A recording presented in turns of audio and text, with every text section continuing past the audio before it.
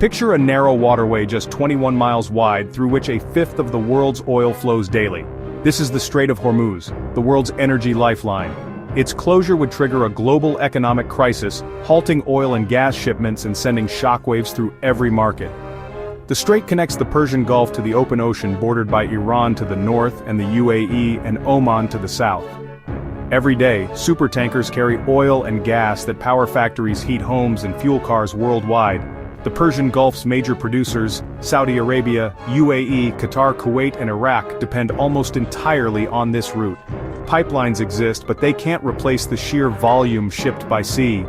Even a brief disruption would halt millions of barrels, causing a supply shock and panic in energy markets. Qatar's liquefied natural gas exports also rely on Hormuz, making the strait vital for both oil and gas. A closure would cripple Gulf economies and starve energy-hungry nations. The world's economic stability hinges on this tiny strip of water. The Strait of Hormuz isn't just a choke point, it's the heartbeat of global energy.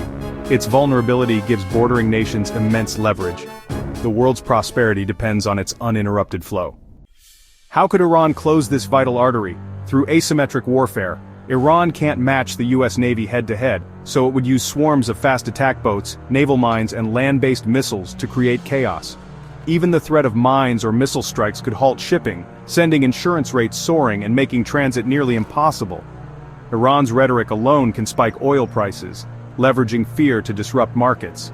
The Islamic Revolutionary Guard Corps Navy, with its fast boats and missile batteries, is trained for this exact scenario. Their tactics are designed to make the strait impassable, not by formal blockade, but by sheer risk. Iran's power lies in its ability to threaten, not just act. The world knows the danger is real. If Iran tried to close the strait, the US would lead a rapid military response. The US Fifth Fleet, based in Bahrain, is tasked with keeping these waters open. Gulf states like Saudi Arabia and the UAE would join, seeing this as an existential fight. China, the world's largest oil importer, would push for de-escalation but might support efforts to reopen the strait if its energy security was threatened. Other major economies, Japan, South Korea, India, would back the mission, contributing naval forces.